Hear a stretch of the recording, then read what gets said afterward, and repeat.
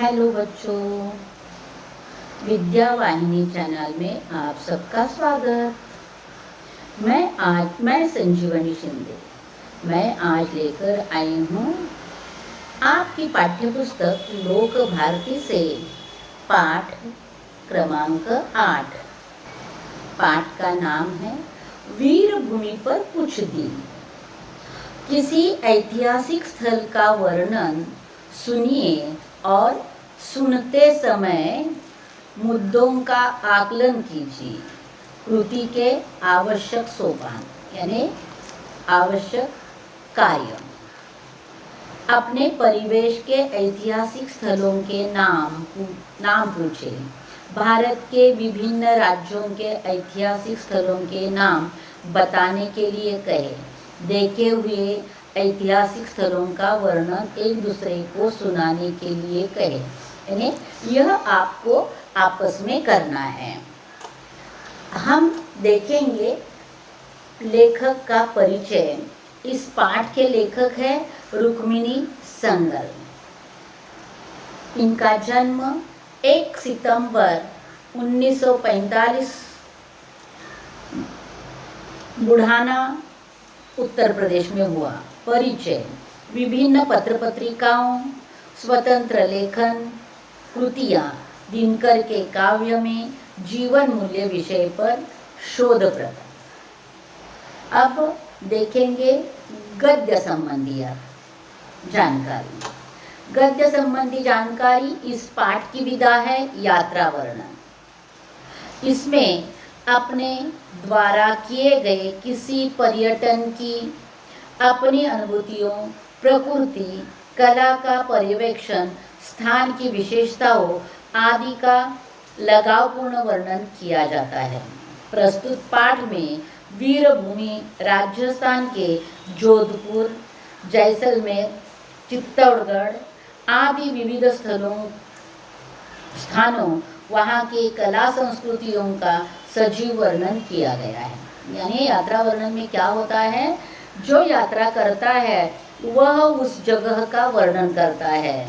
वहाँ की प्रकृति कैसी है, वहाँ का वातावरण कैसा है, वहाँ का लोक जीवन कैसा है, इन सभी प्रकार का वर्णन यात्रा वर्णन में होता है। हम आहिस्ता आहिस्ता करते करते थोड़ा थोड़ा पाठ देखते देखते आगे बढ़ेंगे। गाड़ी अपनी गति से बढ़ रही थी। बठिंडा, हनुमानगढ़, लालगढ़ और बीकानेर होते हुए नागौर पहुंची। यानी यह सब जगहों के नाम है, तो उसके बारे में ज़्यादा सोचने की ज़रूरत नहीं है। यहाँ से मेड़ता पहुँचे तो लगा फिर से पंजाब के आसपास आ गए, क्योंकि पंजाब जैसा वातावरण वहाँ का था। क्योंकि कुछ खेत, हरियाली और पशुधन भी दृष्टिगोचर होने लगे थे। यानी जैसे पंजाब में हरियाली या पशुधन होता है, उस प्रकार वहाँ दृष्टिगोचर होने लगे। दृष्टिगोचर का मतलब दिखाना। सायंकाल होते होते अपना गंतव्य स्टेशन जोधपुर आ गया। यानी लेखक को जोधपुर जाना था, तो सायंकाल का यानी शाम का समय होते होते वो अपने जो मंजिल थी, जो पहुंचने का उद्देश्य जगह थी, वहाँ पहुंच गए। आज हमारा पड़ाव जोधपुर था। यानी पड़ाव यानी मुकाम जोधपुर में था। यो भी सायंकाल हो चुका था। स्टेशन के समीप होटल में कमरा मिल गया। सामान वहाँ रखकर थोड़ा तरोताज़ा हो गए, यानी फ्रेश हो गए। और फिर उन्होंने जो भी कुछ, देखो यात्रा के लिए निकलते वक्त हम घर से तय कर लेते हैं, यहाँ जाना है, यह देखना है, ऐसा करना है, ऐसा एक थोड़ा सा अपना नियोजन कर लेते हैं। वैसे इन्होंने भी कर लिया होगा, तो वह उस नियोजन के अनुसार अपना यात्रा की शुरुआत कर चुके हैं। जोधपुर पहुँचे हैं, वहाँ होटल में रहे हैं और अपनी आगे की जो यात्रा है उसका वर्णन आगे कर रहे हैं। 22 दिसंबर अल्पोहार कर ऑटो रिक्शा लेकर अपनी पहली मंजिल उम्मेद भवन की ओर चल पड़े, जो राई का बाग क्षेत्र में स्थित है। यानी राई का बाग वहाँ के क्षेत्र का नाम है।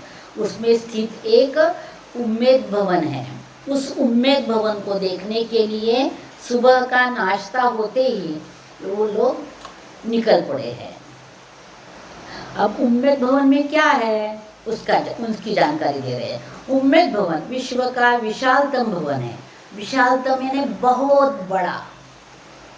महाराजा उम्मेद सिंह द्वारा निर्मित होने से उम्मेद भवन कहलाता है। यानी उम्मेद भवन की निर्मित किसने की है? महाराजा उम्मेद सिंह ने। तो उनके नाम से उस भवन का नाम लिया जाता है उम्मेद भवन। चीतर झील के पास, वो चीतर झील भी वहाँ की झील का नाम है, होने से उसे चीतर भवन भी कहते हैं। चीतर भवन, चीतर झील उससे नज़दीक होने के कारण कई लोग उसे चीतर भवन भी कहते हैं। इसके निर्माण में 20 वर्ष का समय लगा था। यानी यह जो भवन बनाया है उद्यम भवन, उम्मेद भवन, उस उम्मेद भवन को बनाने के लिए 20 वर्ष का समय लगा था। यह भवन अपनी भव्य एवं उत्कृष्ट सज्जा से सज्जित है। उत्कृष्ट यानी बहुत ही सजा सजाया हुआ भवन है। इसमें ऐश्वर्य, विलास और आमोद प्रमोद के सभी साधन उपलब्ध है। आमोद प्रमोद यानी मन प्रसन्न करने वाली सब साधनों उस भवन में उपलब्ध है। यानी वहाँ जाने के बाद, वह देखने के बाद हमारे मन को सुकून मिलता है। महल के प्रवेश द्वार पर नियुक्त द्वारपाल ने बताया कि महल के 345 कमरों को होटल के रूप में परिवर्तित कर दिया गया है। यानी वहाँ जाने के बाद महल की जानकारी दे रहे हैं। तो उसमें, उस महल में जितने कमरे, उसमें से 345 कमरों को होटल का रूप दिया गया है। होटल के रूप में, कमरों के रूप में परावर्तित किया गया है। यह एक भाग में शाही परिवार रहता है और एक हिस्सा होटल के लिए दिया है और एक हिस्से में शाही परिवार रहता है। होटल में प्रवेश और वहाँ बैठकर चाय या कॉफी का एक कप एक व्यक्ति पर्यटक के लिए कम से कम 1000 रुपया खर्च, कोई आश्चर्य वाली बात नहीं।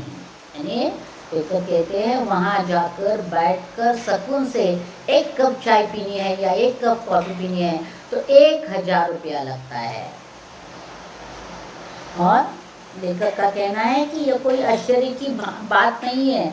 या तो वो आगे जाकर क्या कह रहे हैं, भूतल पर एक म्यूजियम बनाया गया है। भूतल पर यानी जैसे होता है ज़मीन के अंदर भी एक मंजिल निकाली जाती है, तो उसमें म्यूजियम बनाया है। उस म्यूजियम में क्या है, जिसमें वहाँ के राजाओं की, उनके क्रियाकलापों की, युद्ध कौशल्य की अनेकानेक जानकारियाँ चित्रों के माध्यम से प्रस्तुत की गई है। यानी पहले राजाओं की क्रियाकलाप, वहाँ उनका युद्ध कौशल्य, इनके बारे में जानकारी देने वाले चित्र वहाँ प्रस्तुत किए हुए हैं। भवन का मॉडल भी प्रदर्शित किया गया है।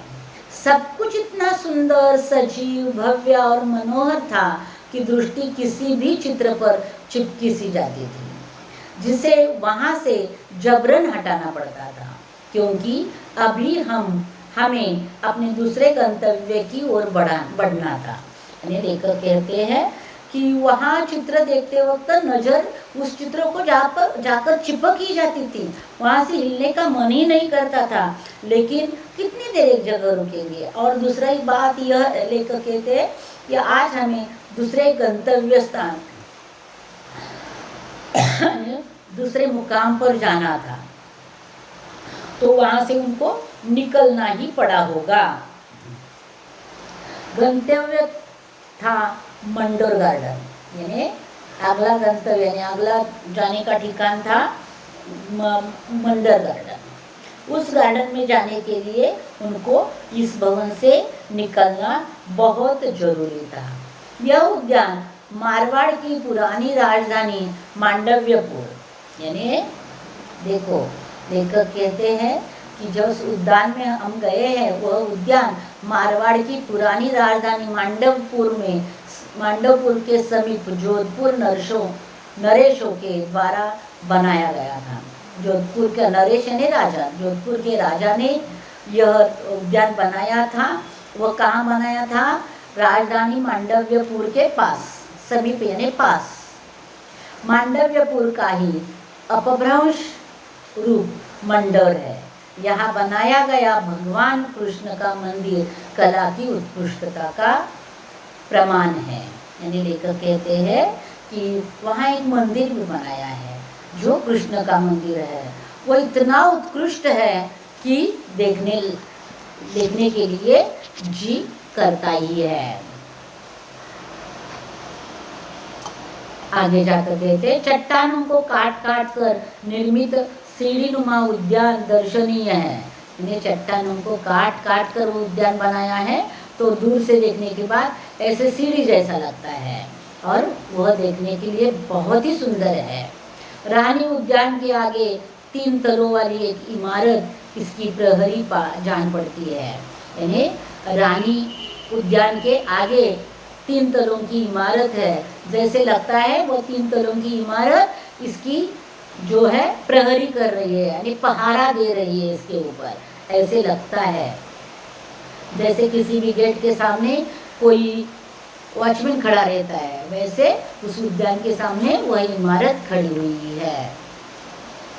मार्ग के दोनों ओर जलाशय बने हैं, यानी जाते वक्त मार्ग के दोनों तरफ जो है वह जलाशय बने हुए हैं। उद्यान में प्रवेश करते ही वहाँ के लोकगीत गायक अपने अपने वाद्यों पर किसी न किसी हिंदी या राजस्थानी गीत की धुन छेड़कर पर्यटकों को प्रसन्न कर उनसे कुछ दक्षिणा की आकांक्षा करते जान पड़ते हैं।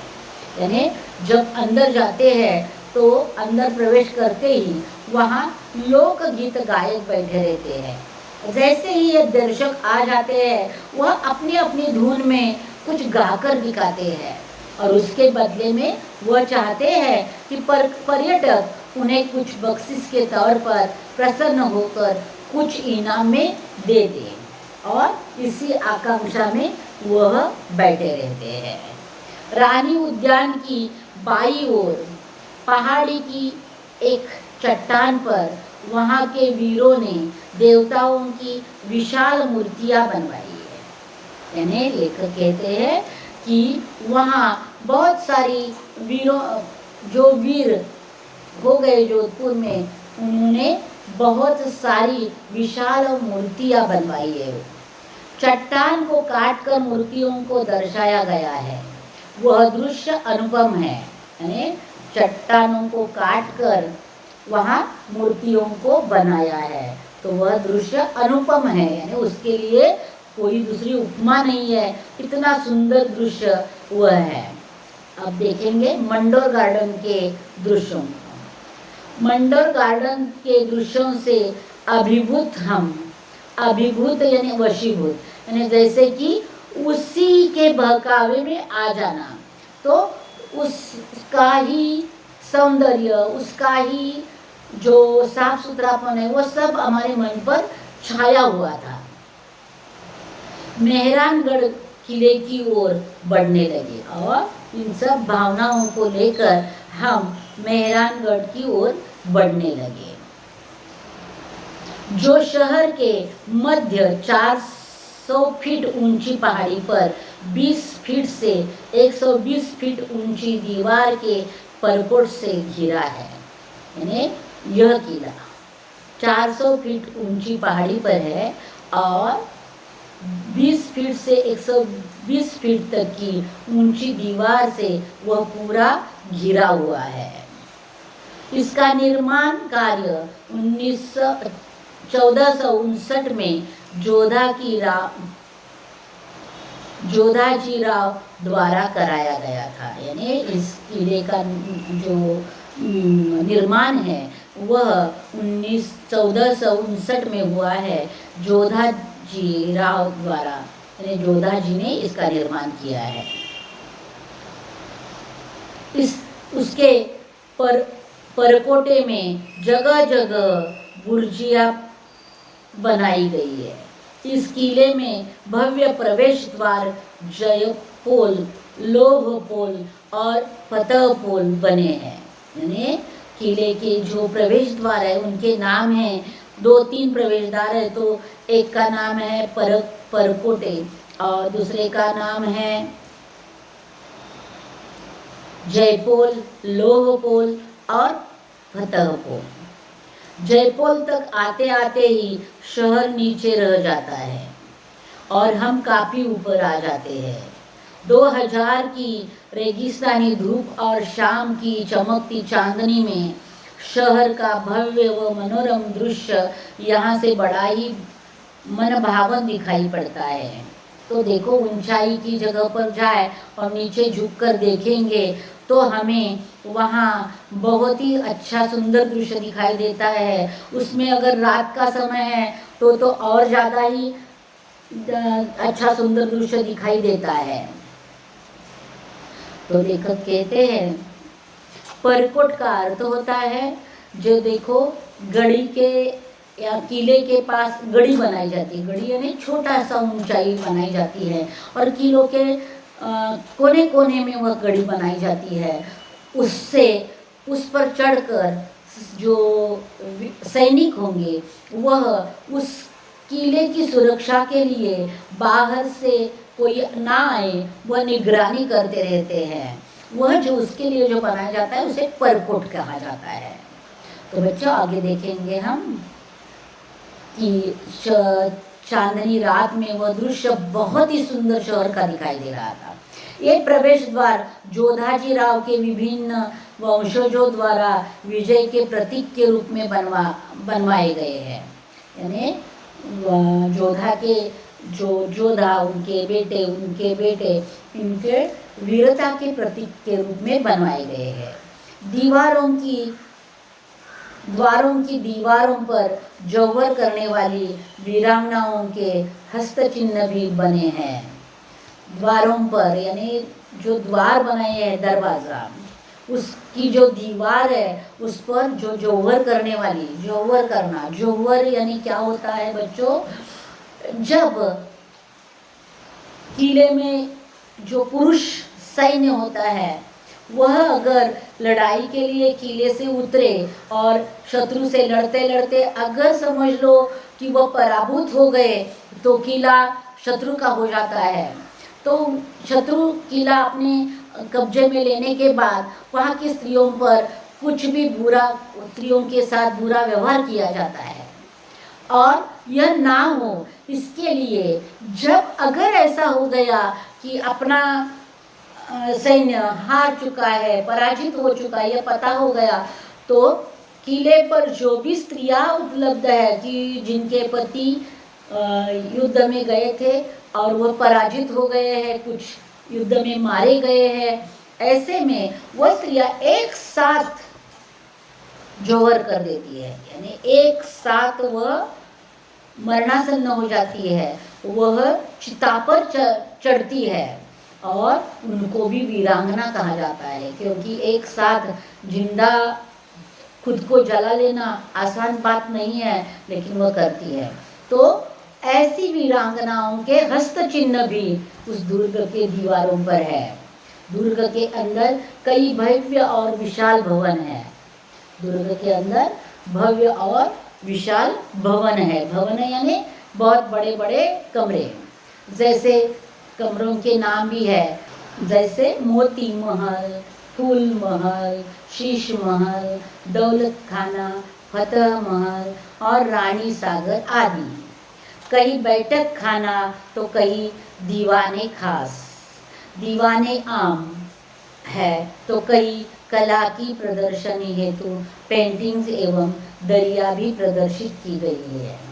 यानी दीवाने आम और दीवाने खास। दीवाने खास में बहुत ही खास लोग बैठकर जो है चर्चा सभा लेते हैं, और दीवाने आम में दरबार में सामान्य से सामान्य लोग आकर भी राजा से मिलते हैं, अपनी जो तकलीफ है वो बता देते हैं। राजा को मिलने के लिए जो सामान्य लोगों के लिए होता है वो दीवाने आम होता है। इसके बाद हम दूसरी पहाड़ी पर स्थित जसवंत ठंडा नाम से विख्यात स्मारक देखने चल पड़े। प्रवेश द्वार के एक ओर महादेव का मंदिर है तो दूसरी ओर देव सरोवर, यानी वो वहाँ से जसवंत ठंडा नामक विख्यात स्मारक देखने के लिए गए हैं। उसके लिए जो प्रवेश द्वार है उसके एक महादेव का मंदिर है तो दूसरी ओर देव सरोवर है।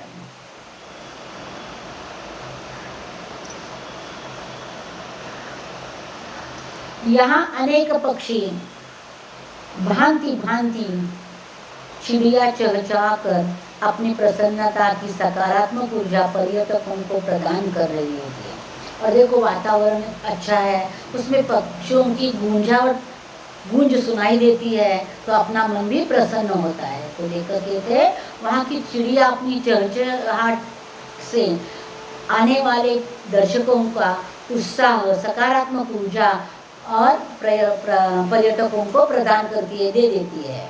यह स्मारक 1903 में महाराजा जसवंत सिंह की स्मृति में बनाया गया था और 1903 का बनाया हुआ यह स्मारक है महाराजा जसवंत सिंह का स्मृति में बनाया गया था, यानी उनकी याद में बनाया गया था। जोधपुर के इन सभी स्थलों की चित्रकला, स्थापत्य कला एवं मूर्ति कला को देखकर भारतीय कलाकारों को सम्मान तथा उन्हें नमन करने का मन करता है। यानी इतनी सुंदर कला, इतना सुंदर शिल्प, इतना सुंदर स्थापत्य कला, मूर्ति कला देखकर लेखक कहते हैं कि उन कलाकारों को नमन करने का मन करता है, यानी उनके आगे झुकने का मन करता है।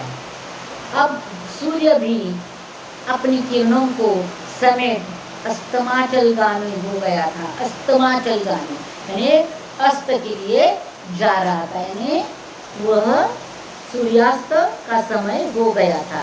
तो लेखक का कहना है हमें भी अब काम छोड़कर अपना जो है देखना घूमना छोड़कर अभी जहाँ रुकना है वहाँ पहुँचना जरूरी था। फलतः हमें भी अपने विश्राम स्थल की ओर बढ़ना था। जोधपुर से जैसलमेर रात्रि की गाड़ी थी। जोधपुर जैसलमेर एक्सप्रेस से तत्काल का आरक्षण कराया, यानी उन्होंने पहले से आरक्षण करके नहीं रखा था तो तत्काल का आरक्षण कर वह वहाँ से निकल पड़े हैं जोधपुर से जैसलमेर एक्सप्रेस में।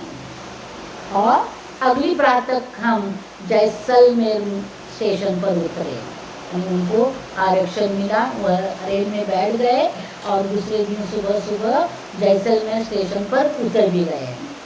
समय व्यर्थ न गवाते हुए हम शीघ्र ही होटल की वैन में बैठ गए और थोड़ी ही देर में होटल के स्वागत कक्ष में आसीन थे। यानी लेखक कहते हैं कि हमने ज़्यादा इधर उधर समय नहीं गवाया।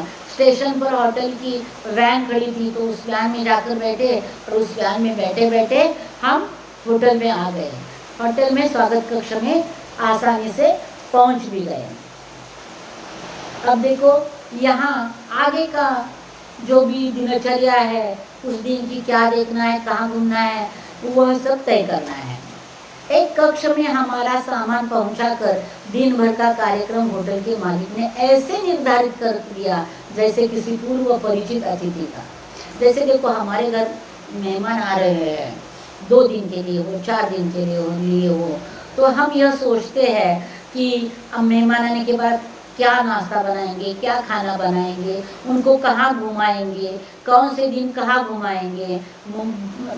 यह जो सोचते हैं, बम्बई में हो या पूना में हो, आप किसी भी शहर में हो, उस शहर में जो देखने लायक चीज़ बातें हैं, जो वास्तु है, वह दिखाने का प्रोग्राम बनाते हैं। वैसे ही उस होटल के मालिक ने हमारा सब दिनचर्या बना कर दे दी हमें और थोड़ी ही देर में उसकी शुरुआत भी हो गई। थोड़ी देर बाद ही नगर भ्रमण की व्यवस्था हो गई। पहले सबसे पहले नगर भ्रमण था, तो उसकी व्यवस्था हो गई। पहले यहाँ का सबसे बड़ा आश्चर्य देखने के लिए गए पटवा की हवेलियाँ, उन्हें सबसे बड़ा आश्चर्य पटवा की हवेलियाँ है, तो वह देखने के लिए हम गए। उसकी विशेषता क्या है देखिए, वह 18वीं सदी में शहर के प्रसिद्ध व्यापारी पेट पटवा ने अपने 5 पुत्रों के लिए इन हवेलियों का निर्माण कराया था। यानी 18वीं सदी में वह हवेली बनी हुई है। वहाँ के जो प्रसिद्ध व्यापारी सेठ थे, उन्होंने अपने 5 पुत्रों के लिए 5 हवेलियाँ बनाई है और वही हवेलियाँ आज देखने के लायक है। एक के निर्माण में 12 वर्ष का समय लगा था। एक हवेली निर्माण करने के लिए 12 वर्ष लगे थे। और ऐसी कितनी हवेलियाँ थी वहाँ? ऐसी 5 हवेलियाँ थी। शहर के मध्य में खड़ी ये 5 हवेलियाँ कलात्मक वायुशिल्प का अद्भुत नमूना है। इन्हें बहुत ही सुंदर कला का जो है, कला का नमूना हमें वहाँ देखने के लिए मिलता है। इनकी छतें बहुत ही खूबसूरत पत्थर के खंभों पर खड़ी है। यानी लेखक कहते हैं कि इनकी छतें जो है 5 महलों की, वह खूबसूरत पत्थर के खंभों पर खड़ी हुई है। यानी खंभे जो है वह पत्थर के बने हुए हैं और बहुत ही सुंदर है। हवेलियों में पत्थर से बनी जालियों का काम कई पारदर्शक झरोके, सोने के कलम से की गई चित्रकारी, सीपी और कांच का कार्य पर्यटकों को आश्चर्यचकित कर देता था। वह जो वहाँ जो जाली बनी है वो पत्थर में जाली बनी हुई है और जो पारदर्शक झरोके बने हुए हैं और उस पर जो चित्रकारी की है वह सोने की कलम से की है। यानी देखो कितना बढ़िया कलाकारी होगी वो, और देखकर मन प्रसन्न हो जाता होगा। धन्य है वे शिल्पकार जिनके हाथ और मस्तिष्क ने यह करिश्मा किया। तो करिश्मा यानी चमत्कार।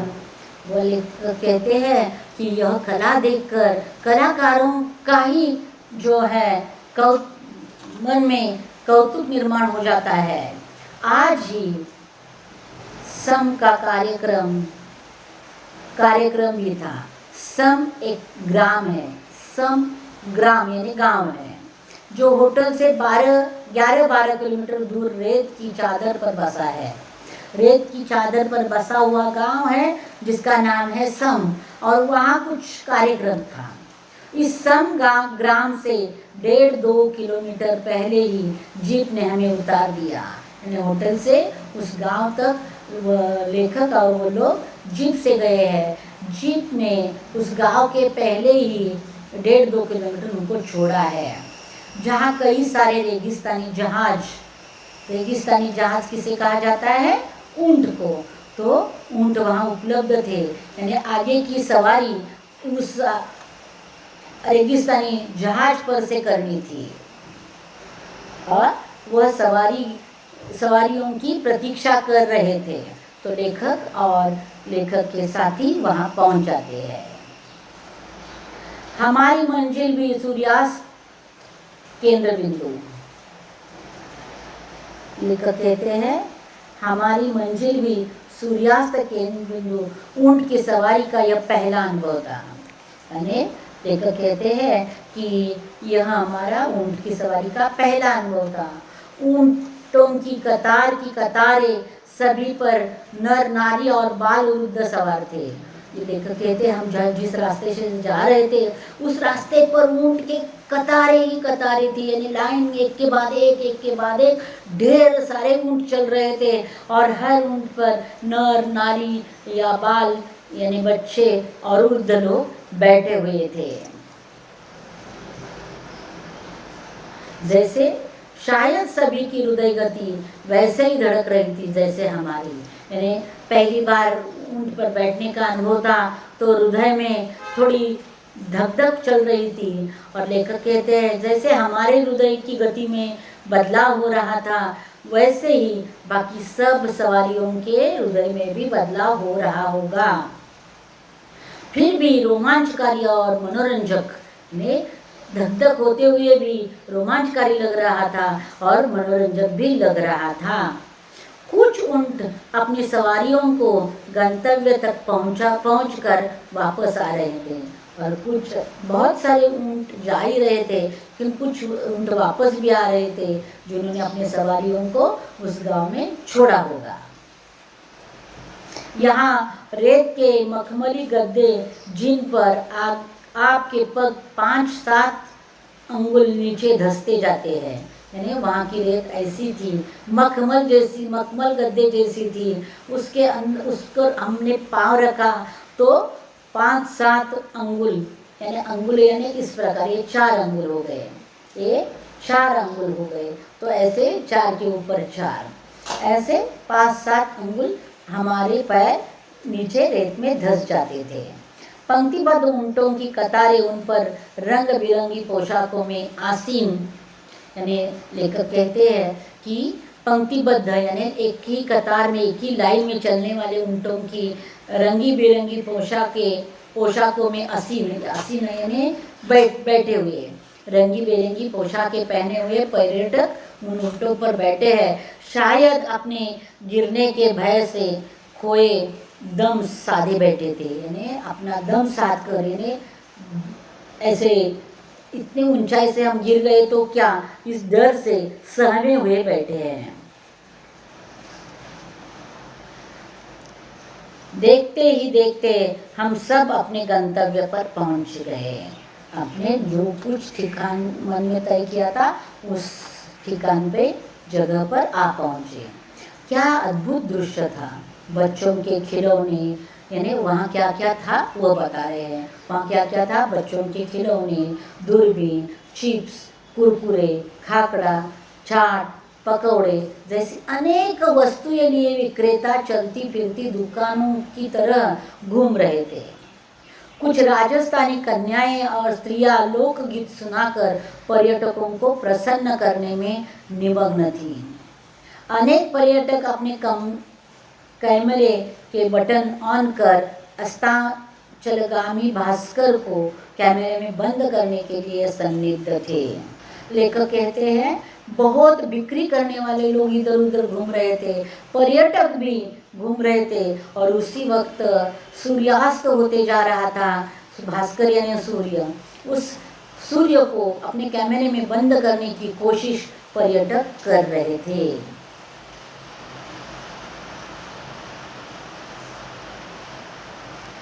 देखते ही देखते चमकता सूर्य ताम्रवर्णी होकर जल्दी जल्दी दूर क्षितिज में लय होता जा रहा था। सब देख रहे हैं, देखते ही देखते वह सूर्य ताम्रवर्णी यानी जो लाल रंग से ऑरेंज कलर का होता जा रहा था और वह क्षितिज में लय होता जा रहा था। साथ ही पर्यटकों के कैमरे में कैद भी, यानी लुप्त होते होते वो कैमरे में बंद भी होता जा रहा था। कुल मिलाकर वह जब सैलाब किसी महाकुंभ की याद ताज़ा कर रहा था, यानी वहाँ की जो भीड़ थी वह महाकुंभ को की याद दिला रही थी। अब सब गाड़ियों की ओर चल पड़े, यानी अब यहाँ का सब कुछ हो गया तो सब गाड़ियों की ओर चल पड़े। लगभग आधे फरलांग पहले गाड़ी खड़ी थी, यानी गाड़ियाँ आधे फरलांग पर खड़ी थी, तो वहाँ तक सब चलते चलते पहुँच रहे थे। उस मार्ग में चलते हुए उस मखमली फोम की गद्दी की अनुभूति हो रही थी और उस गाड़ी तक पहुँचने के लिए जो मार्ग था उस पर ढेर सारी मखमल जैसी रेत फैली हुई थी और उसका अनुभव लेते लेते पर्यटक आगे जा रहे थे। देखेंगे हम आगे। जीप पर सवार हुए और आ गए जहाँ सांस्कृतिक कार्यक्रम तथा रात्रि भोजन का प्रबंध था। और जीप पर सवार होकर सब पर्यटक कहाँ है, जहाँ सांस्कृतिक कार्यक्रम था और रात की भोजन की व्यवस्था भी वहाँ ही की गई थी, उस जगह पर सब पर्यटक आकर पहुँच गए। वहाँ का दृश्य कैसे था देखो, जहाँ वह कार्यक्रम होने वाला था वहाँ का दृश्य ऐसे था कि मध्य में अग्नि प्रज्वलित की गई थी, जैसे शेकोटी बनाते हैं वैसे, और उसके बाद वहाँ जो है अग्नि प्रज्वलित हुई थी और 3 ओर दर्शकों के बैठने की व्यवस्था की थी। और चौथी ओर क्या था, जो प्रस्तुत करने वाले थे, जो सांस्कृतिक कार्यक्रम प्रस्तुत करने वाले थे, वह चौथी हिस्से में खड़े थे। प्रस्तुति देने वाले कलाकारों का मंच बनाया था, उसमें राजस्थान के जाने माने कलाकारों ने वहाँ की लोक संस्कृति को नृत्य, नाटिका और गायन के माध्यम से जो प्रस्तुति दी वह अद्भुत थी। देश विदेश में प्रस्तुति देने वालों का यह संगम दर्शकों को बहुत ही भाव रहा था। इन्हें बहुत अच्छा लग रहा था कि अलग अलग संस्कृतियों को वहाँ पेश किया जा रहा था। अब सांस्कृतिक कार्यक्रम होने के बाद हो गया रात्रि का भोजन। रात्रि के भोज की तैयारी संपन्न हो चुकी थी। भोजन में राजस्थानी व्यंजनों का वैविध्य था। वैविध्य यानी अलग अलग प्रकार थे। सेल्फ सर्विस जैसा रुचे जितना सेल्फ सर्विस जैसा रुचे जितना रुचे लीजिए, खाइए, आनंद उठाइए की तर्ज पर यह भोजन कर रहे थे। यानी भोजन इस प्रकार रखा गया था कि सेल्फ सर्विस थी, जितना चाहे उतना ले लो और खाने का आनंद उठा लो। इस प्रकार का भोजन का इंतजाम किया गया था। इन सब स्मृति यानी यादें, स्मृतियों के साथ होटल वापस आए। वहाँ से भी सामान उठा, पुनः स्टेशन वही रात्रि यात्रा और पहुँच गए जोधपुर। यानी फिर होटल में आ गए, अपना सामान उठाया, स्टेशन पर आ गए, फिर रेल पकड़ी और फिर पूरी रात उन्होंने जो है रेल में गुजारी और सुबह होते ही वो फिर जोधपुर में आ पहुँचे। जैसलमेर से चित्तौड़ जाने की यात्रा कर हम 24 दिसंबर के सायंकाल यानी शाम तक चित्तौड़गढ़ पहुँच गए। अब आगे हम देखेंगे चित्तौड़गढ़ का वर्णन।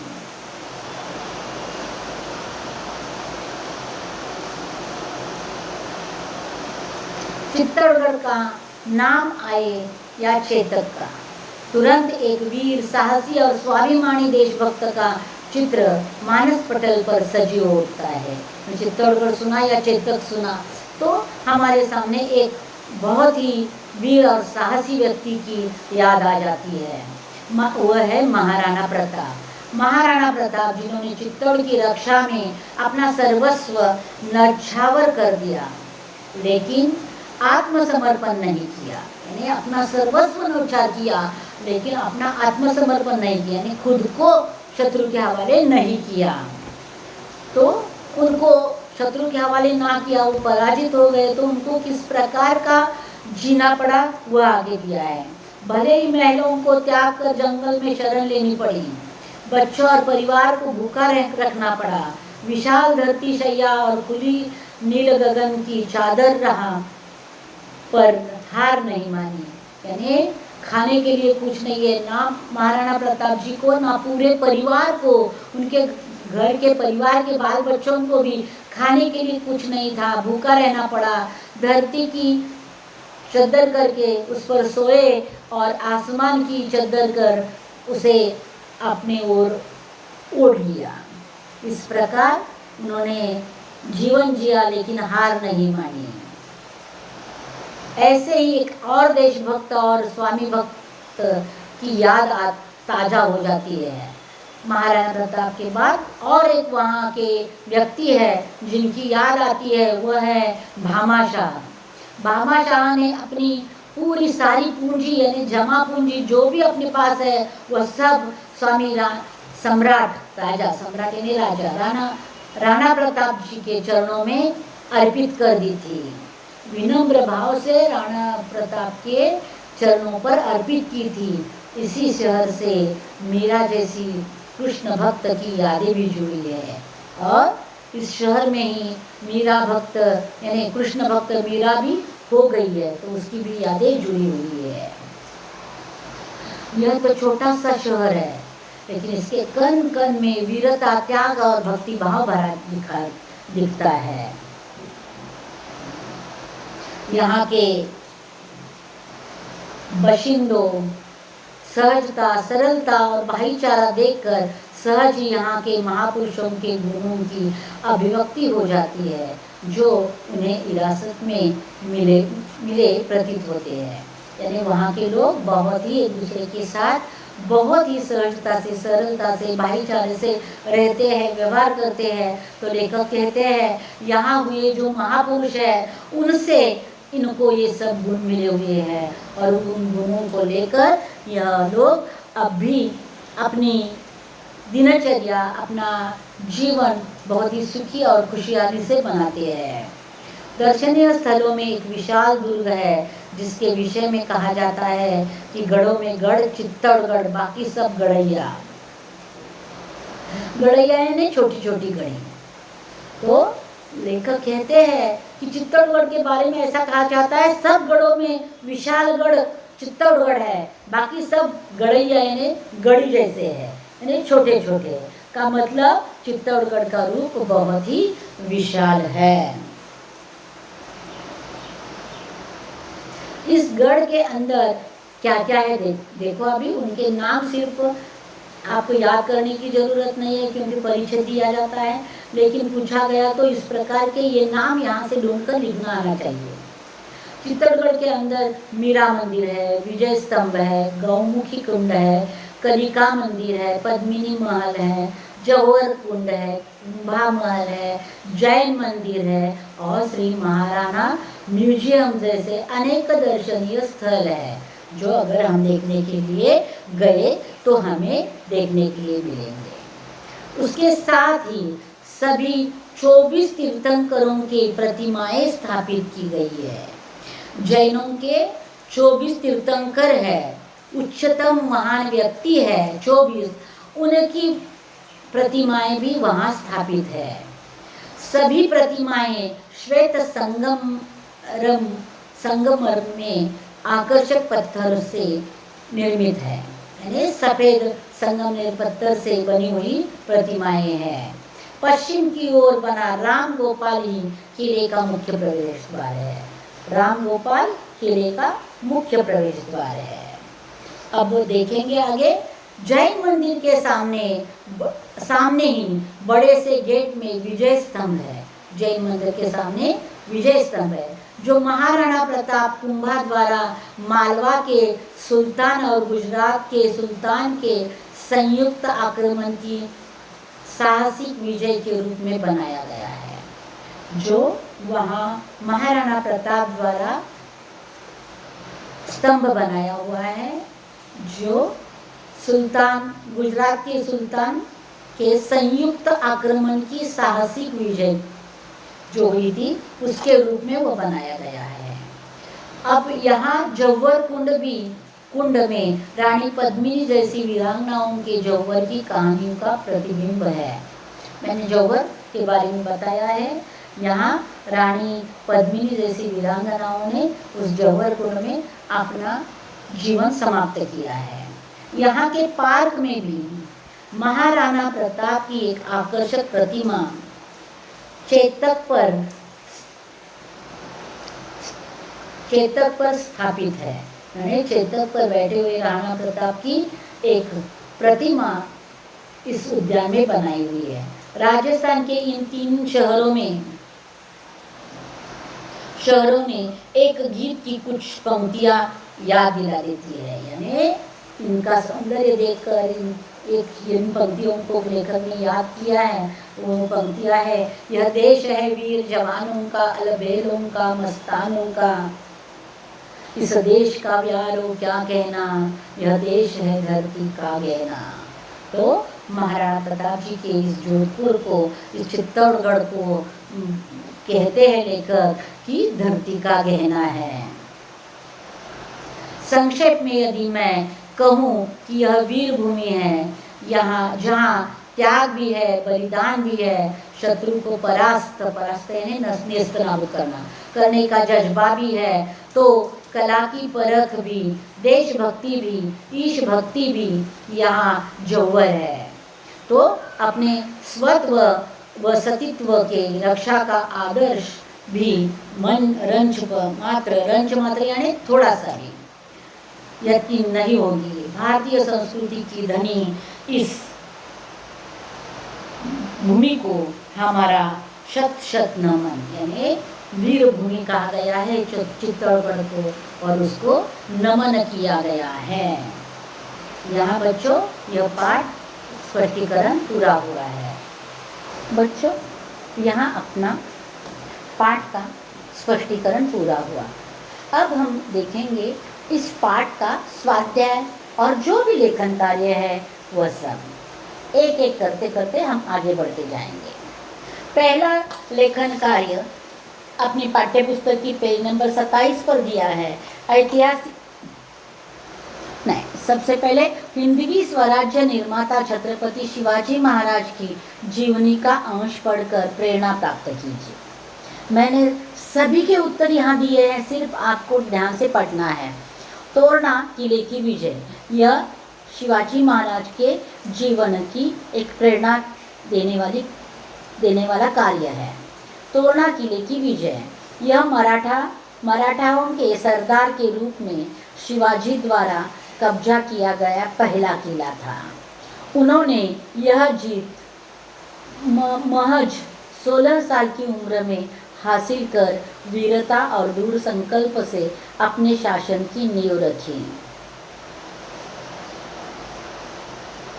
तोरना की विजय ने शिवाजी महाराज को रायगढ़ और प्रतापगढ़ फतह करने के लिए प्रेरित किया, और इन विजयों के कारण बीजापुर के सुल्तान को चिंता हो रही थी कि अगला नंबर उसके किले का हो सकता है, और उनसे शिवाजी के पिता शाहजी को जेल में डाल दिया था।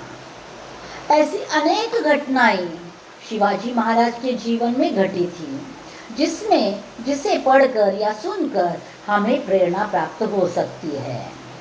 यह हो गया पहला लेखन कार्य। अगला लेखन कार्य है संभाषणीय। स्वयं देखे हुए महाराष्ट्र के दर्शनीय स्थलों के अपने बारे में मित्रों को बताइए। तो मैंने भी उसका भी एक यहाँ वर्णन किया है। मैंने अभी देखा महाराष्ट्र का दर्शनीय स्थल है रायगढ़। रायगढ़ देखने की मेरी इच्छा कई सालों से थी। रायगढ़ किले पर जाने के बाद मैंने बहुत कुछ घूम फिर कर देखा। रायगढ़ पर मैंने राजा का दरबार देखा, रानियों के महल देखे, राजा की जिस महल में जिस जगह मृत्यु हुई वह जगह देखी, रायगढ़ की बाजार पेट देखी। लेकिन जब मैं महाराज के समाधि स्थल के पास पहुंची तब मेरे शरीर पर रोंगटे खड़े हो गए और आंखों में आंसू आ गए। मैंने एकदम कम से कम शब्दों में ज़्यादा से ज़्यादा जानकारी देने की कोशिश की है मैंने। अगला पेज नंबर 28 पर कुछ प्रश्न दिए हैं, उनके उत्तर हम देखेंगे। देखो, पहले सूचना के अनुसार कृतियाँ पूर्ण कीजिए। पहला है उसमें उत्तर लिखिए। उसमें क है ऊंट की सवारी के बाद लेखिका की स्थिति, मन में आनंद और डर का भाव, यह लेखक की स्थिति थी। दूसरा, ऊंट की यानी ख, ऊंट की सवारी का अनुभव रोमांचकारी और मनोरंजक था, यह दर्शाने वाले वाक्य। सभी की हृदय की गति वैसी ही धड़क रही थी जैसी हमारी। अगला प्रश्न है जोड़ियां मिलाइए। अस्तंभित दिया गया है रेगिस्तान का जहाज, मखमली गद्दे, रंग बिरंगी पोशाकें, पर्यटकों की मंजिल। और आ में दिया है सूर्यास्त, ऊंट, होटल, रेत और पर्यटक। अब हम जवाब देखते जाएंगे। पहला है रेगिस्तान का जहाज ऊंट। दूसरा मखमली गद्दे, रेत, रंग बिरंगी पोशाकें, पर्यटक और पर्यटकों की मंजिल, होटल। अगला प्रश्न है, देखो, परिच्छेद में प्रयुक्त विलोम शब्द की जोड़ी, बाल और वृद्ध। अब अगला दिया है, मेरा यात्रा अनुभव पर अपने विचार लिखिए। तो मैंने उसका भी उत्तर लिख कर दिया है। मैंने कई बार कई जगह की यात्रा की है। यात्रा करते वक्त अगर हम अपने आने वाली स्थिति को जानकर उसको अपना लेते हैं तो हर यात्रा सुखद होती है। इसका मतलब यह है कि हम जहाँ भी यात्रा के लिए जाते हैं, वहाँ का कितना भी हमने पढ़ाई की हो, वहाँ जाने के बाद जो सामने आए उसको हम अपना लेंगे तो हमारी नहीं तो रोते बैठेंगे तो यात्रा दुखर होती है, उसको अपना लेंगे तो यात्रा सुखद होती है। यात्रा में जाने का उद्देश्य अगर आराम करना है, हमें कुछ ऐतिहासिक स्थल देखने हैं, यानी हम यात्रा क्यों कर रहे हैं, चलो 2 दिन वीकेंड में जाएंगे और आराम करके खा पी कर मस्त आराम करके वापस आएंगे, तो उसी प्रकार या कोई ऐतिहासिक स्थल देखना है, यानी किस उद्देश्य से हम यात्रा के लिए जा रहे हैं, उसके हिसाब से यात्रा की ओर हमें देखना है, तो हमारी यात्रा सफल हो जाती है। मैंने जितनी भी यात्राएं की है सब सफल हो गई है। अगला,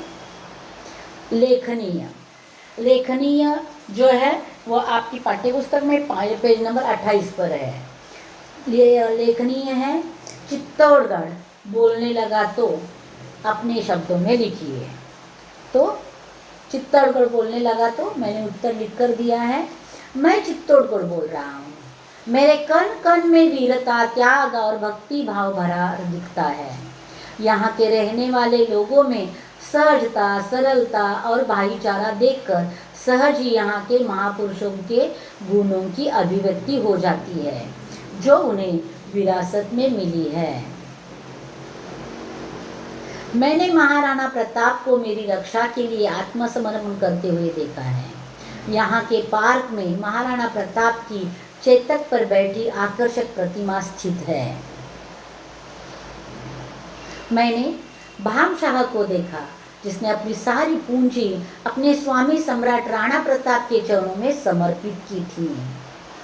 मैंने राणा प्रताप की वीरता देखी। ऐसे कई वीर जवानों की वीरता और साहस मैंने देखा। मुझे दुख होता है कि मैंने यहाँ जौहर कुंड में रानी पद्मिनी जैसी वीरांगनाओं के जौहर की कहानी अपनी आंखों से देखी। वीरों की वीरता देखकर मैं अपने आप को सौभाग्यशाली मानता हूँ और रानी पद्मिनी जैसी रानियों की कहानी याद कर अभागी मानता हूँ। बस यहाँ तक मैंने लिखा है।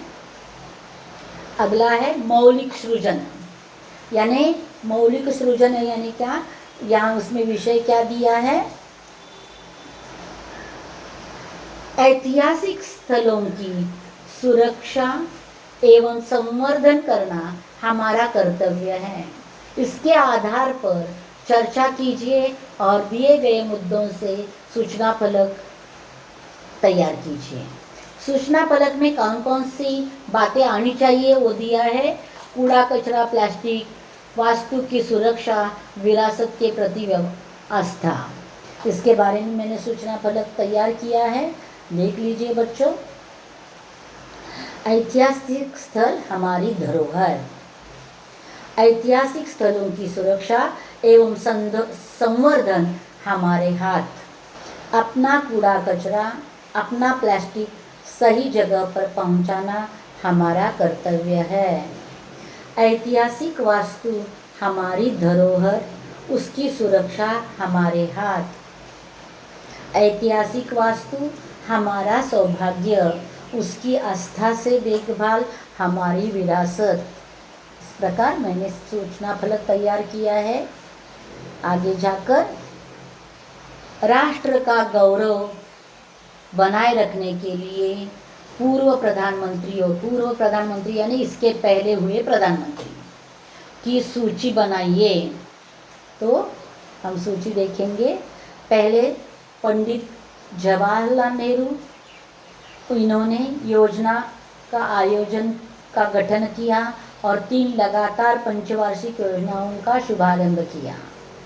दूसरे लाल बहादुर शास्त्री, यह भारत के दूसरे प्रधानमंत्री थे। खाद्य की कमी से जूझ रहे भारत को जय जवान जय किसान का नारा दे दिया। तीसरी इंदिरा गांधी, यह भारत की तीसरी तथा 6वीं प्रधानमंत्री थी। देश में उत्पन्न खाद्यान्न संकट तथा सूखे की मार से निपटने के लिए जनता को प्रत्यक्ष सहयोग प्राप्त करके देश से भूखमारी दूर करने का प्रयास किया। अगले प्रधानमंत्री राजीव गांधी, जिन्होंने भारत को कंप्यूटर से जोड़ा। अगले प्रधानमंत्री पीवी नरसिंह राव, परमाणु कार्यक्रमों की शुरुआत की उन्होंने। अटल बिहारी वाजपेयी, पोखरण परमाणु परीक्षण किया। मनमोहन सिंह, आर्थिक सुधार। इस प्रकार मैंने प्रधानमंत्रियों के कार्यों की जानकारी दी है। अगला है अपने पाठ जहाँ पूरा होता है वहाँ शब्दार्थ दिए जाते हैं। लव पथगामिनी यानी रेल, जौहर यानी चिता में सामूहिक आत्मदहन, सैलाब यानी पानी की बाढ़ में बाढ़ आना। मुहावरे दिए हैं इस पाठ में। दृष्टिगोचर होना, दिखाई देना, दस्तक देना, दरवाजा खटखटाना। इनके वाक्य भी मैंने बनवा कर दिए हैं, वह वाक्य भी पढ़ो और लिख कर रखो अपने अच्छे स्वच्छ अक्षरों में।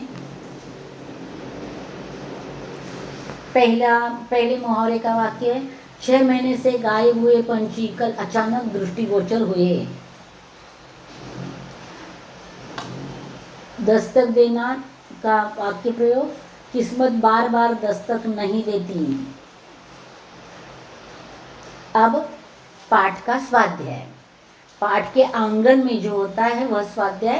पहला प्रश्न है, सूचना के अनुसार कृतियाँ पूर्ण कीजिए। उसमें क है संजाल। भारत के प्रसिद्ध दर्शनीय स्थल, अजंता गुफाएं, सूर्य मंदिर, ताजमहल, चारमीनार। ख प्रश्न है, चित्तौड़गढ़ में स्थित स्थान, विशाल दुर्ग, अनेक मंदिर। अनेक मंदिर यानी बहुत सारे मंदिर, मंदिर का नाम नहीं है अनेक मंदिर। म्यूजियम, जौहर कुंड। दिए गए शब्दों के वर्णों का उपयोग करके 4-5 अर्थपूर्ण शब्द बनाइए। लौह पहला शब्द, गामिनी, पथ, गाह और लव। इस प्रकार मैंने 5 शब्द बनाए हैं। अगला उत्तर लिखिए, स्वयं पढ़े हुए यात्रा वर्णन। एक प्रकृति के बीच और दूसरा अमरनाथ यात्रा। केवल एक शब्द में उत्तर लिखिए, वीर जवानों का यह देश जो धरती का गहना है वह कौन सा देश है? भारत। महाराणा प्रताप के घोड़े का नाम है चेतक। अगला पाठ से आगे, ऐतिहासिक वस्तु संग्रहालय देखने का आयोजन करते हुए संक्षिप्त टिप्पणी लिखिए। वह टिप्पणी भी मैंने बना दी है। 18 में अंतर्राष्ट्रीय संग्रहालय दिवस। इस दिन के उपलक्ष्य में पाठशाला से संग्रहालय तथा ऐतिहासिक वास्तु को भेंट कराना आयोजित किया गया है। इस अवसर पर छात्र ऐतिहासिक स्थलों को भेंट देंगे।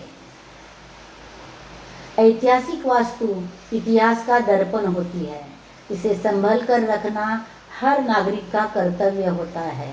संग्रहालय में हमें ऐतिहासिक वास्तु शस्त्र इनकी जानकारी मिलती है। इसीलिए पाठशाला से ऐतिहासिक वास्तु संग्रहालय देखने का आयोजन किया गया है। ज़्यादा से ज़्यादा छात्र इसमें शामिल होकर अपना ज्ञान बढ़ाए और अपने कर्तव्य में भी जागरूक रहे। स्वमत अभिव्यक्ति, इसके लिए विषय दिया है कि मैं पाठशाला जा रहा था। रास्ते में एक युवक अपनी मोटरसाइकिल आड़ी टेढ़ी चलाते अपनी कलाबाजियाँ यानी कला दिखाते हुए तथा जोर जोर से हॉर्न बजाकर लोगों को परेशान कर रहा था। यहाँ तक दिया है, आगे का हमें पूर्ण करना है। मैंने किया है। जब मैंने यह देखा तो सबसे पहले मुझे उसके बारे में गुस्सा आया।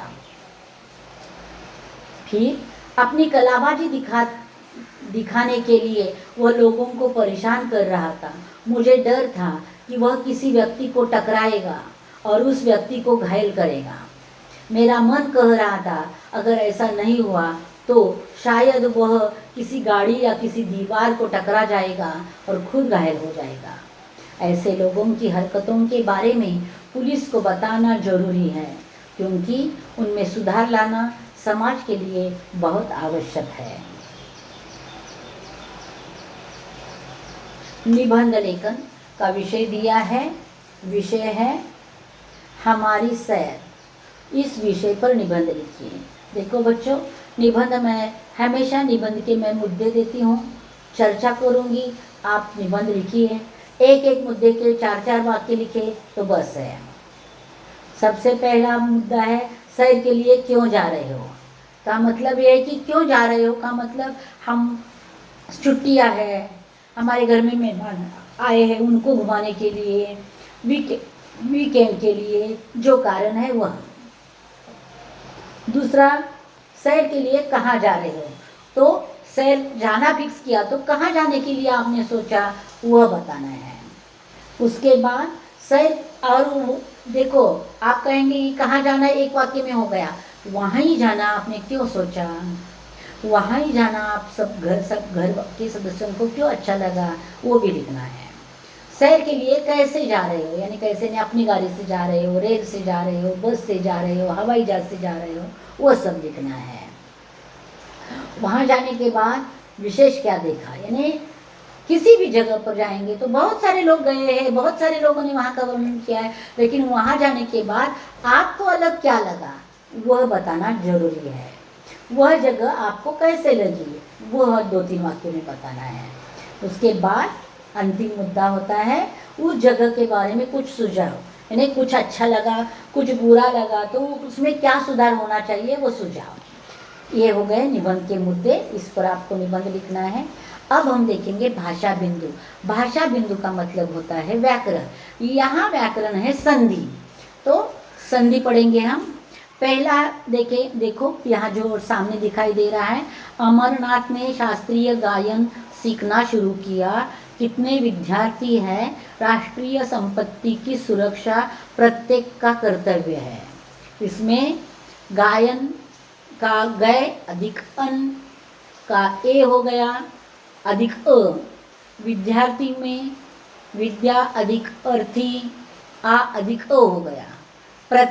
प्रत्येक का प्रति अधिक एक ई अधिक ए हो गया, तो ये हो गई स्वर संधि। दूसरा देखेंगे, हिंदी की उन्नति के लिए ही मेरी कामना है। आपके संबंध मद्रास के व्याख्यान के अनुसार व्यापक हो। हर कार्य सद्भावना से करना चाहिए। पहले शब्द है उन्नति, उत अधिक नति, त अधिक न, सम अधिक बंध, म आधा अधिक बंग, सत अधिक भावना, तो आधा अधिक भा। यह हो गई व्यंजन संधि। और चौकीदार निष्कपट भाव से सेवा करता है। जीवन के अंतिम क्षण में मुझे निर्भय कर दे। मित्र को चोट पहुंचाकर उसे बहुत मनस्ताप हुआ। तो इसमें पहला निष्कपट, नि के आगे विसर्ग है और कपट, तो विसर्ग और श का मिलाप हुआ। दूसरे में भी नि के आगे विसर्ग है और भय, तो विसर्ग और का र का मिलाप हुआ। मन में भी न के आगे विसर्ग है और ताप, विसर्ग और स का मिलाप हुआ तो वह हो गई विसर्ग संधि। जहाँ स्वरों का मिलाप होता है वह स्वर संधि होती है। जहाँ व्यंजन अथवा व्यंजन और स्वरों का मिलाप होता है वह व्यंजन संधि होती है। और जहाँ विसर्ग की संधि होती है, जो विसर्ग दिया जाता है उसकी संधि होती है, वह विसर्ग संधि होती है। इस प्रकार बच्चों संधि के 3 भेद हैं। पहला स्वर संधि, दूसरा व्यंजन संधि, तीसरा विसर्ग संधि। अब संधि में 2 ध्वनियां निकट आने पर आपस में मिल जाती है और एक नया रूप धारण कर लेती है, उसे संधि कहा जाता है। तो उपयुक्त उदाहरणों में जो मैंने पढ़ा वही यहाँ दिया है। फिर एक बार मैं पढ़ती हूँ, ध्यान से सुनो। उपयुक्त उदाहरण में मैं, गए अधिक अन, विद्या अधिक अर्थी, प्रति अधिक एक शब्दों में 2 स्वरों के मेल से परिवर्तन हुआ है, अतः यहाँ स्वर संधि हुई है। दूसरा, में उत अधिक नति, सम अधिक बंध, सत अधिक भावना शब्दों में व्यंजन संधि, व्यंजन ध्वनि के निकट स्वर का व्यंजन आने से व्यंजन में परिवर्तन हुआ, अतः यह व्यंजन संधि है। यानी मैंने कहा स्वर और व्यंजन, व्यंजन व्यंजन इनका मिलाप हो गया तो व्यंजन संधि। और तीसरा, में विसर्ग के पश्चात स्वर या व्यंजन आने पर विसर्ग में परिवर्तन हुआ तो वह हो गई विसर्ग संधि। यहाँ कुछ वाक्य दिए हैं और वाक्यों में कुछ शब्द हैं जिनका हमें संधि विग्रह करना है। पहला वाक्य है, थोड़ी ही देर में होटल के स्वागत में आसीन थे। पहले वाक्य में स्वागत, हमारी मंजिल भी सूर्यास्त केंद्र बिंदु, सूर्यास्त, सब कुछ इतना सुंदर, सजीव और मनोहर था, मनोहर। रेखांकित प्रत्येक लोकोक्ति का सोदाहरण लिखो, रेखांकित और सोदाहरण। उपर्युक्त वाङ्मय दुष्कर एवं अत्यधिक दुर्लभ है। वाङ्मय और दुष्कर भारतीय कलाकारों का सम्मान तथा उन्हें नमन करने का मन करता है, सम्मान। ये हो गए शब्द, इनकी विभक्ति कर मैंने यहाँ दिया है। पाठ्य पुस्तक में ही रेखांकित का दिया है, रेखांकित, रेखा अधिक अंकित, अ अधिक अ, स्वर संधि। दूसरा शब्द स्वागत, स्व अधिक आगत, अ अधिक अ, स्वर संधि। सूर्यास्त, सूर्य अधिक अस्त, अ अधिक अ, स्वर संधि। मनोहर, मन नह अधिक हर, न विसर्ग अधिक ह, विसर्ग संधि। सोदाहरण, स अधिक उदाहरण, अ अधिक उ, स्वर संधि। वाङ्मय, वाक् अधिक मय, क आधा अधिक म, व्यंजन संधि। दुष्कर, दु के आगे विसर्ग अधिक कर, दुख अधिक कर, क, विसर्ग संधि। सम्मान, सत अधिक मान, त आधा अधिक म, व्यंजन संधि। इस प्रकार बच्चों मैंने हर शब्द का विग्रह, संधि और संधि का प्रकार सब कुछ दिया है। देखो बच्चों, यहाँ तक का सब काम मैंने करवा दिया है। हर पाठ के साथ जो आता है कि रचनाबोध, वह रचनाबोध मैं नहीं करा दूँगी क्योंकि वह काम आपका है। तो रचनाबोध, यह रचनाबोध का मतलब होता है इस पाठ से आपने क्या सीख ली वो बताना है। यह यात्रा वर्णन है तो यात्रा वर्णन से आपको क्या अच्छा लगा वह लिखना है। तो अगर नहीं आ रहा है तो दोबारा एक बार वीडियो सुनो, थोड़ा थोड़ा सुनो क्योंकि ये थोड़ा लंबा वीडियो है, तो थोड़ा थोड़ा सुनो और फिर रचनाबोध एक 4-5 वाक्यों में लिखो। देखो बच्चों, मैंने पूरा पाठ स्पष्टीकरण के साथ समझाया है, लेखन का हर हिस्सा मैंने दिया है, आपका काम एकदम आसान कर दिया है मैंने। आपको सिर्फ अब नोटबुक निकालना है, जो लेखन कार्य है वो शुद्ध और स्वच्छ हिंदी में लिखना है और बार बार उसे पढ़ना है, बस ज़्यादा दिमाग चलाने की ज़रूरत नहीं है। तो बच्चों चलो यहाँ यह पाठ समाप्त तो होता है। जल्दी ही मैं अगला पाठ लेकर आऊँगी। अगला पाठ है वरदान मांगूंगा नहीं कविता, वह लेकर मैं जल्दी वापस आऊँगी। तब तक इंतज़ार में रहना। धन्यवाद बच्चों।